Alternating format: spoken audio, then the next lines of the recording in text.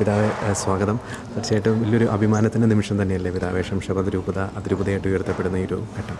തീർച്ചയായിട്ടും ശംഷാബാദ് രൂപതയെ സംബന്ധിച്ചിടത്തോളം വളരെ പ്രധാനപ്പെട്ട ഒരു ദിനമാണ്.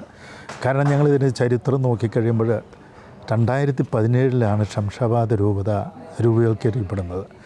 അത് ഇന്ത്യയിൽ എവിടെയൊക്കെ സീറോ മലബാർ സഭയ്ക്ക് ജൂരിസ്ഡിക്ഷൻ ഇല്ലാത്ത സ്ഥലത്തും എല്ലാം കൂടെ ചേർത്ത് ഒറ്റ രൂപതയായിട്ട് ഉയർത്തപ്പെട്ടു. നേരെ പറഞ്ഞാൽ അതിന് ശേഷം ലിറ്റർജിക്കൽ ഫങ്ഷൻസ് സഭയ്ക്ക് മൊത്തം അഭിമാനം നൽകുന്ന ചരിതാർത്ഥം നൽകുന്ന ലിറ്റർജിക്കൽ ഫങ്ഷൻസ് ഈ രൂപതയിൽ നടന്നിട്ടുണ്ട്. ആദ്യമായിട്ട് ഇതിൻ്റെ സ്ഥാപകനായ തട്ടിൽ പിതാവിൻ്റെ സ്ഥാനാരോഹണവും രൂപതാ സ്ഥാപനവും നടക്കുന്നു. 2017 വീണ്ടും ഈ 22 ഓക്സിലറി ബിഷപ്സിനെ പിതാവ് വാഴിക്കുന്നു. അത് പരിശുദ്ധ പിതാവ് പ്രത്യേകമായിട്ട് ഈ രൂപതയുടെ വലിപ്പം ഇത്രയും വിശാലമായ രൂപതയായതുകൊണ്ട് സഹായത്തിന് വേണ്ടി 2 സഹായമെത്രാന്മാരെ നൽകുന്നു. വീണ്ടും തട്ടിൽ പിതാവ് സഭാതലവനായി ഉയർത്തപ്പെടുമ്പോൾ ആ സ്ഥാനത്തേക്ക് പ്രിൻസ് പിതാവ് ദിലാരൂപതയുടെ ഇടയനായ പ്രിൻസ് പിതാവാണ് നിയമിക്കപ്പെടുന്നത്. അത് കഴിഞ്ഞ കൊല്ലമാണ് നിയമിക്കപ്പെട്ടത്.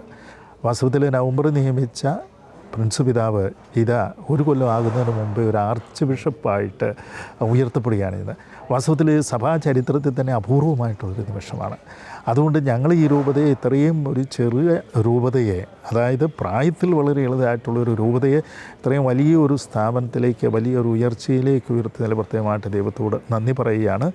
അതുപോലെ തന്നെ ഈ സഭയുടെ പാരമ്പര്യം, ഈ സഭയുടെ തനിമ നിലനിർത്തണമെന്ന് പ്രത്യേകമായ രീതിയിൽ ഫ്രാൻസിസ് മാർപ്പാപ്പായും ലയോ മാർപ്പാപ്പായും പ്രത്യേകമായിട്ട് ഈ സഭയെ ഓർമ്മിപ്പിക്കുന്നുണ്ട്. ഇന്ന് ഈ സഭയിൽ ഏറ്റവും വലിയൊരു കാര്യം എന്നാണെന്ന് ചോദിച്ചാൽ, ഈ സഭ, അതായത് ശംഷാബാദ് രൂപത സ്ഥാപിക്കപ്പെട്ടത്, അതുപോലെ തന്നെ അവിടുത്തെ ആദ്യത്തെ മെത്രാനായ തട്ടിപ്പിതാവ് വാസ്തവത്തിൽ ആദ്യത്തെ ആർച്ച് ബിഷപ്പിനെ വാഴിക്കുന്ന ഒരു അപൂർവ അവസരമാണ്.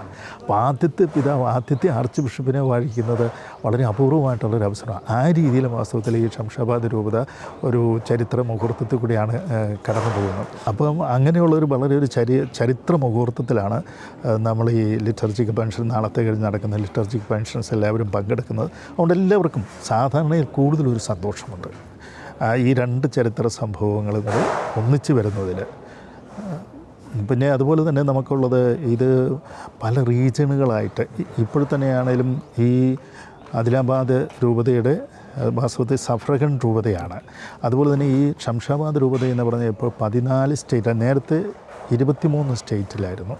അത് കഴിഞ്ഞ സിനഡിൻ്റെ സമയത്ത് ഈ ശംഷാബാദ് രൂപതയുടെ ചില ഭാഗങ്ങളൊക്കെ മറ്റ് രൂപതകളോട് ചേർക്കുകയുണ്ടായി. അതിനുശേഷവും വാസ്തവത്തിൽ 14 സ്റ്റേറ്റിൽ വ്യാപിച്ച് കിടക്കുന്ന ഒരു രൂപതയാണ്. അപ്പോൾ ഇത്രയും വലിയ ഒരു രൂപതയെ, അതിരൂപതയും പ്രിൻസ് പിതാവിനെ ആ അതിരൂപതയുടെ മെത്രാപോലിത്തെ ആയിട്ട് വായിക്കുമ്പോൾ അതൊരു പ്രത്യേകതയാണ്. അപ്പോൾ വാസ്തവത്തിൽ ഈ ഇന്ത്യ മുഴുവനെന്ന് പറഞ്ഞാലുള്ള ഒരു ഭൂപ്രദേശത്തിൻ്റെ ഏറ്റവും കൂടുതൽ ജൂരിസ്ഡിക്ഷൻ ഉള്ളവരാണ്. നമുക്കറിയാം ഇന്ത്യയിൽ 28 സ്റ്റേറ്റുകളാണ്.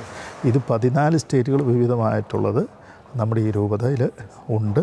അതുപോലെ തന്നെ പ്രത്യേകിച്ച് ഈ രൂപതയുടെ ഒരു ദൗത്യം എന്ന് പറഞ്ഞാൽ, ഇത്രയും വിശാലമായ ഇന്ത്യയിൽ നമ്മുടെ രാജ്യത്ത് ഈശോയെ കൊടുക്കുക, ഈശോയെ പറ്റി പറയുക, ഈശോയെ അറിയിക്കുക എന്നുള്ള ദൗത്യമാണ്. ആ ദൗത്യത്തിന് ഏറ്റവും അനുയോജ്യനായിട്ട് ആൾ പ്രിൻസ് പിതാവാണ്. കാരണം ഏറ്റവും വലിയ മിഷണറിയാണ് വാസ്തവത്തിൽ പ്രിൻസ് പിതാവ്. അങ്ങനെയും ഇതിന് ഒരു പ്രത്യേകതയുണ്ട്. അതുകൊണ്ട് തീർച്ചയായിട്ടും ഞാൻ വിചാരിക്കുന്നത്, ഇന്ത്യയെ സംബന്ധിച്ചിടത്തോളം, നമ്മുടെ രാഷ്ട്രത്തെ സംബന്ധിച്ചിടത്തോളം വിശ്വാസത്തിലേക്ക് എന്താണെന്നും ആ വിശ്വാസത്തിൻ്റെ ആധാരമായ ഈശോയെപ്പറ്റി പറയാനുള്ള ഒരവസരം നമ്മളെല്ലായിടത്തും അത് വിനിയോഗിക്കും. അത് എൻ്റെ അർത്ഥം എന്നാന്ന് ചോദിച്ചാൽ, നമ്മൾ നാളെ തൊട്ട് മനുഷ്യരിങ്ങോട്ട് ചേർന്നത്, പക്ഷേ ഈശോ ആരാണെന്ന് നമ്മൾ അറിയിക്കുക, ഈശോയെപ്പറ്റി സംസാരിക്കുക, ഈശോയിലേക്ക് നമ്മൾ ചൂണ്ടിക്കാണിക്കുക എന്നുള്ളൊരു ദൗത്യമാണ് ഈ ശംഷാബാദ് രൂപതയ്ക്ക് ഉള്ളത്. പിന്നെ പിതാവെ, നമുക്കറിയാം സൺഡേ നടക്കാൻ പോകുന്ന ചടങ്ങുകളെ പറ്റി പൊതുവായിട്ടുള്ള വിവരങ്ങളൊന്ന് പങ്കുവയ്ക്കാം. സൺഡേയിൽ നടക്കാൻ പോകുന്ന ഞങ്ങളുടെ റീജിയനുകളിൽ നിന്ന്, വിവിധമായ റീജിയനുകളിൽ നിന്ന് ഇപ്പോൾ ചിലർ വന്നിട്ടുണ്ട്, ഇപ്പോൾ ചിലർ യാത്രയിലാണ്. അവരെല്ലാം ഒരു വിധത്തിൽ പറഞ്ഞാൽ ഞങ്ങളുടെ റീജിയണിൽ ഞങ്ങളൊരു പരിമിതപ്പെടുത്തിയിട്ടുണ്ട്. 5 അല്ലെങ്കിൽ 6 ലേ പീപ്പിൾ പങ്കെടുക്കുക എന്നുള്ളത്. അപ്പോൾ അതേ സമയത്ത് ഞായറാഴ്ച ആയതുകൊണ്ട് അച്ഛന്മാർക്ക് ഒത്തിരി പേർക്ക് പങ്കെടുക്കാൻ പറ്റുകയില്ല.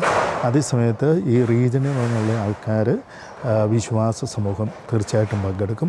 അതുപോലെ തന്നെ ഈ ഹൈദരാബാദ് റീജിയനുള്ള വിശ്വാസ സമൂഹത്തെ സംബന്ധിച്ചിടത്തോളം അവർക്ക് വലിയ ഉത്സാഹമാണല്ലോ. അവരെ സംബന്ധിച്ചിടത്തോളം ഞങ്ങളൊരു പരിധി വെച്ചിട്ടില്ല.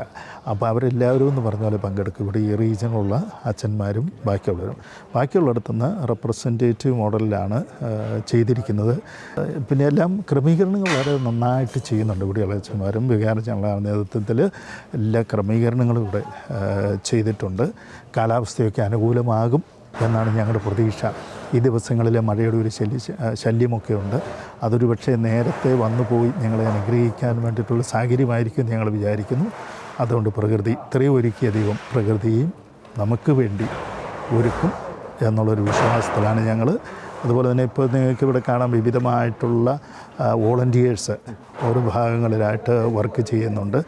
വിവിധ തരത്തിലുള്ള കാര്യങ്ങൾ അവർ ചെയ്തുകൊണ്ടിരിക്കുന്നു. അവർ ഇന്നലെ രാത്രിയും പകലുമൊക്കെ സന്തോഷത്തോടു കൂടി അങ്ങനെയുള്ള വോളണ്ടിയേഴ്സിൻ്റെ വലിയൊരു പ്രവർത്തനം നിരകളും ഞങ്ങൾക്ക് ഇതിനകത്തുണ്ട്.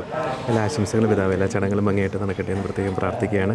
ശംഷാബാദ് രൂപത ഇനിയും കൂടുതൽ ഉയരങ്ങളിലേക്ക് ദൈവം എത്തിക്കട്ടെ എന്ന് പ്രത്യേകം പ്രാർത്ഥിക്കുന്നു. എല്ലാ ആശംസകളും. നിങ്ങൾ എല്ലാവരുടെയും പ്രാർത്ഥന ഞങ്ങളുടെ രൂപതയ്ക്ക് ഉണ്ടാകണം. കാരണം ഇതൊരു മിഷൻ രൂപതയാണ്. മിഷൻ എന്ന് പറഞ്ഞാൽ ഈശോയെ പ്രത്യേകമായിട്ട് ദൈവത്തിന് കൊടുക്കേണ്ട ഒരു ദൗത്യമുള്ള രൂപതയാണെന്ന് ഞങ്ങൾക്ക് ബോധ്യമുണ്ട്.